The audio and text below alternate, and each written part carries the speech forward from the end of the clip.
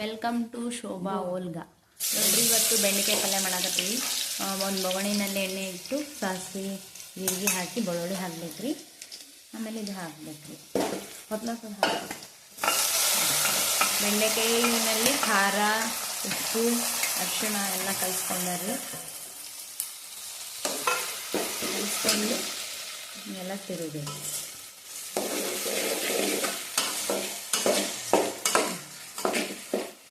ನಮ್ಮ ಜೊತೆನೇ ಎದ್ದು ಬಿಡ್ತಾನ್ರಿ. ಹಾಲು ಕುಡಿಲಾಗತ್ತಾನ ನೋಡ್ರಿ. ಅದ್ರ ಜೊತೆ ನಮ್ಮ ಪಪ್ಪ ಟೋಸ್ಟ್ ತಂದಾರ ಅದು ತಿನ್ಲಾಕತ್ತಾನ್ರಿ ನೋಡ್ರಿ. ಖಾರ ಹಿಂಡಿ ಹಾಕ್ಲತ್ತಾರ್ರಿ ನಮ್ಮ ಮಮ್ಮಿ. ಭಾಳ ಟೇಸ್ಟ್ ಆಯ್ತು ನೋಡ್ರಿ. ಹಾಕಿ ಕಲ್ಸ್ಯಾರ ನೋಡ್ರಿ.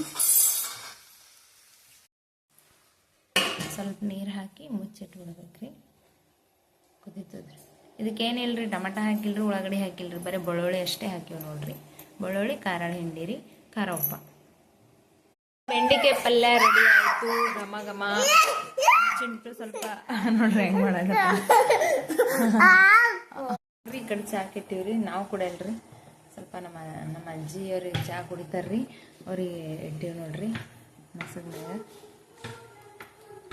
ನೋಡ್ರಿ ಹೆಂಗೆ ಮಾಡ್ಲಾಗತ್ತೆ.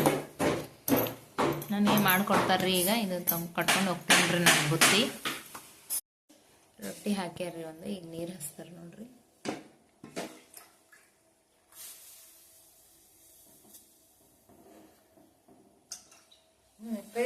ರೊಟ್ಟಿ ಟೇಸ್ಟ್ ಬರ್ತದೆ, ರುಚಿ ಆಯ್ತಾವ. ಕಾಟನ್ ಬಟ್ಟೆನೂ ಹಚ್ಬೋದ್ರಿ, ಕೈದು ಹಚ್ಬೋದ್ರಿ. ಅದು ಕಳೆದದ್ರಿ ನಮ್ದು, ಅದಕ್ಕೆ ಕೈದು ಹಚ್ಲಾಗತ್ತಾರ್ರಿ ನಾವು. ರೆಡಿ ಆಯ್ತು ರೊಟ್ಟಿ. ನಮ್ಮ ಚಿಂಟು ನೋಡ್ರಿ ಇದು ಮಾಡಕತ್ತಾನ.